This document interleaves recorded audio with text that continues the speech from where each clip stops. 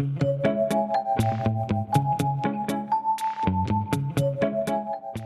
and welcome to my YouTube channel. My name is Alejandra. This is my first YouTube video ever, so I'm really nervous. I don't know what to say. Please be nice. I'm just gonna go ahead and get into it because I don't really have an intro, but in today's video, we're gonna go ahead and talk about duendes. Primero, I want to preface this video by saying, please take everything I say about duendes in this video with a grain of salt. As with all myths or legends or cryptid creatures, things get passed down through word of mouth and they vary from community to community. So I may say something that you have never heard before or that you believe to be completely wrong. And that is okay. The information that I found is from the internet. It is not set in stone. It's just information that I found and I'm passing on to you in a video meant for entertainment. In Mexican folklore, duendes are humanoid creatures that are small in stature. They've got some sort of supernatural knowledge or power. They're also elemental beings and protectors of nature.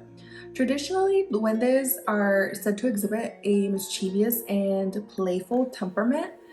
However, and that's going to be the first of a lot of howevers in this video.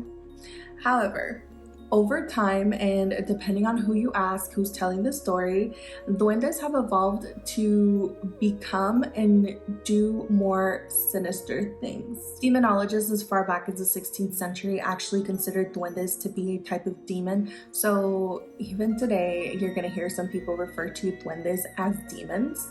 The ancient Mesoamerican cultures actually did not consider duendes to be evil. They all had their own versions of duendes. They didn't necessarily call them duendes, but they believed that they were good beings. They believed that they protected their crops and that they brought in the rain. Ahora, duendes are used as a cautionary tale to warn children who are misbehaving or not listening. Pero there are people who believe that duendes are real. Since duendes are elemental beings and protectors of nature, of course, one of the places that you'll find them is outside. The duendes that reside outside have a reputation for helping lost children get back home. However, we have been hearing disturbing stories of duendes enchanting children, kidnapping them, and then when they finally return them, the children are in such a traumatized state that they are never the same again. Duendes who live inside of homes are said to live in the walls and sometimes even the ceilings, especially near children's rooms. They don't like to be seen, but they definitely like to make their presence known. And once they move into the home, they become very protective of the space. It's said that duendes choose you and not the other way around. So if you believe that you have a duende and you did not willingly invite it in, then that is probably what happened. The duende chose you. There is good news. These duendes are typically just playful, mischievous tricksters, and you can easily please them by leaving them offerings. So hay gente que cree that you can actually buy duende statues in order to willingly invite them into your home and activate them so that they can provide you with favors. These favors include stuff like health, career success, luck, money, finding love, etc. In order to activate your duende, an activation ritual has to be performed. In my research, I wasn't able to find one specific activation ritual. It does seem like it varies, and once again, I attribute that to, things getting passed down through word of mouth or being different from community to community. One thing that I did find that a lot of the rituals had in common was that they used the power of the full moon. So ya cuando todo está listo and you've done the activation and you've given it the intention and everything, you have to keep giving your duende gifts and offerings such as candy, coins, etc. You can't just expect the duende to bring you all this stuff and you not do anything in return. So now I want to talk about two semi-recent cases of people's experiences with duendes. The first case is the story of Don Gavino Medina, a teacher from Hermosillo, Sonora in Mexico. Over 20 years ago, Don Gavino was walking through the plaza in la Ciudad de Mexico when a lady, a vendor, approached him and asked him if he wanted to buy trolls. The lady said that trolls were the Scandinavian version of duendes. Don Gavino politely declined, saying that he did not believe in duendes. They got to talking, and 15 minutes later, Don Gavino gave in and finally bought one. The one that he picked happened to be El Duende del Dinero. The lady told Don Gavino that he picked a good one, and once he activated the duende, it was going to bring him luck, wealth, and financial success. So the lady told him how to perform the activation ritual, and Don Gavino took the duende back home. At first, he admits that he kind of put it in a closet and forgot about it. But then when he did find it again, he performed the activation ritual, and coincidentally, around that time, he started getting really lucky. He says that any financial endeavor that he ventured into, he was automatically successful in. His wealth just multiplied and he accumulated enough wealth to call himself a millionaire. Things kept going really great for Don Gavino, and in order to show his gratitude, he decided to buy a house in honor of his first duende. By this time, he had accumulated more duendes, and he decided that he would put the little duendecitos on display in the house. He even called the house La Casa de los Duendes. Don Gavino, a former teacher, decided that he would open up the house to the public, not only for them to enjoy the duendes on display, but also so that they could learn about the power of duendes and their significance in Mexican mythology. Don Gavino also began to sell duendes in his little casita because he wanted people to buy them and become more successful than he was. Unfortunately, Don Gavino passed a few years ago, but his legacy in La Casa de los Duendes still live on. The second case I want to talk to you about is the story of a Twitter user who visited El Museo de los Duendes in Huasca, Mexico, and bought 3 duende statues intended to bring her luck, health, and career success.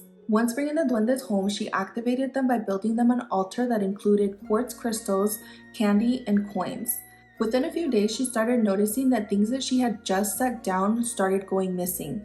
Of course, attributing this to the duendes, she politely asked them to return her stuff, and she says that, no lie, within 10 seconds, the stuff would magically reappear again. So to thank them, she would leave them a little coin or a little piece of candy at their altar.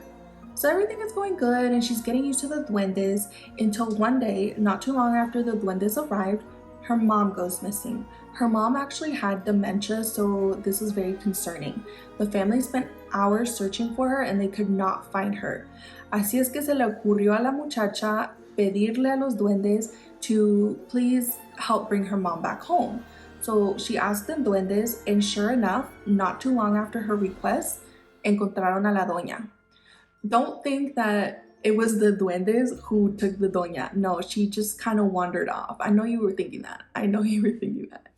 So in order to show her gratitude, she actually left a $50 bill on the duendes' altar to thank them. So la muchacha admits that after a couple of days, she actually switched the $50 bill for a $20 bill and forgot to leave the duendes their offerings. She says that she even caught her mom eating the duendes candy, and this is when things started going downhill and getting scary.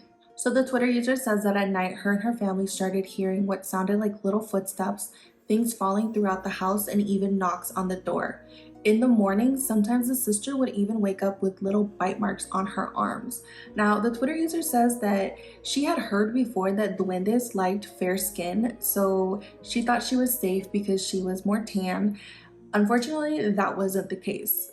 The Twitter user started waking up with little bite marks on her arms, as well as an immense pain in her arm and her back.